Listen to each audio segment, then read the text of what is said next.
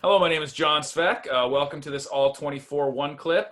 Coach Waterman and I have a really special guest today, Coach Brian Guebert from all the way out in Saskatchewan. How are you doing today, Coach? I'm doing well.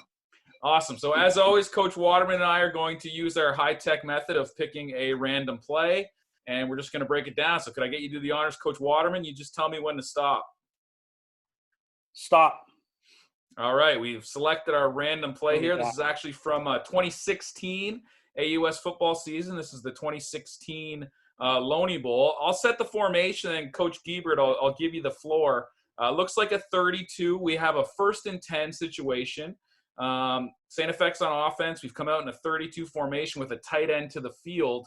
Any initial thoughts when you see that formation, Coach? 1st and 10, maybe thinking a run situation here. But again, I don't know what the tendencies are coming. Exactly. That's the whole idea, Coach. We're in a vacuum here. So, Coach Waterman, any thoughts to add? Well, yeah, just to pick up on what Brian said, I noticed it's a 34 front there, 34 defensive alignment. Looks like the Sam might be walking down over number 3, the tight end. He's certainly loosening up. Looks like they're, as you mentioned, a pistol formation on offense, and we'll see what happens. Who knows, right? It's 1st and 10, so lots on the table here. We'll run it a little bit.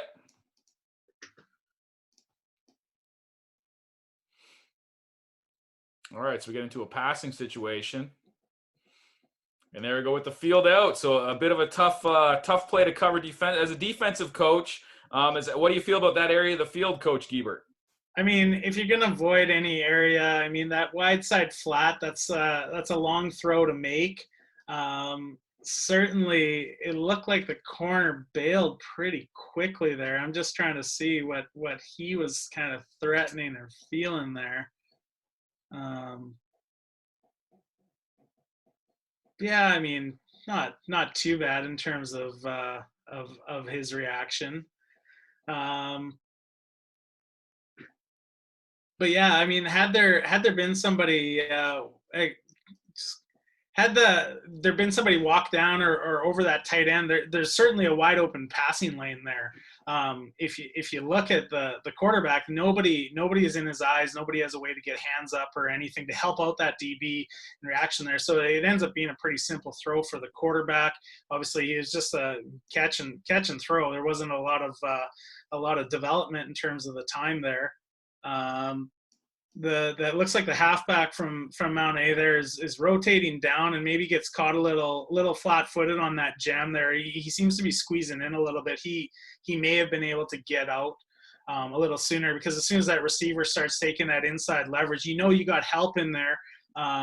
Now, correct me if I'm wrong, Brady likes running some match principles here, right? So is this It looks like it's actually a little combo coverage where it's hold to the field with the free safety rotating in the hash mark and cut to the boundary. But yeah, I think so. It looks like a hold to the field and cut to the boundary. And as you said, Brian, I think the halfback here just tries to get hands on number 2 and holds a little bit inside longer. And number 1 corner's bailing to try to get to that split, that vertical, but. Yeah, there's just a quick out by the wide receiver, and I think it's just a pitch and catch here. Yeah, I'm going back. I remember Scott presenting at a football Saskatchewan coaches clinic and talking about a lot of cover 2 Z lock and some match principles here. But man, you lock that Z receiver, I kind of like I like what's happening here. But given 1st and 10, I mean, might not be the best choice. Let's be the tight, Coach. Yeah, and I'll just add one final thing here is, on paper, as a fellow defensive coach, I know that field flat is something that, we're usually okay giving up. Just the subtle things here of the ball being, just off the hash, a little closer to the middle of the field. And that tight split by number 1, all of that is making that field out come closer and closer to the quarterback, right? So just something to think about defensively. Let's check out the tight. As we've said, we have a tight end formation here. See if the camera's going to pan over a little bit. Okay, so there's our tight end formation. Thoughts on this, guys? Again, pretty quick timing with the throw here. Yeah, it's quick game throw, 6-man protection, so it's just a quick game throw and good timing on that. Easy read, as Brian had said, a little bit soft on the coverage outside, so quick, easy read. Take the out if it's there. If it's not there, then he's got the corner, but it looks like he just takes it easy and gets rid of it and gets the ball out there. Mount A looks like they're in their 30 front and just trying to get pressure. As Brian said, you might want to see the defensive end get his hands up once he saw that quarterback's ready to throw.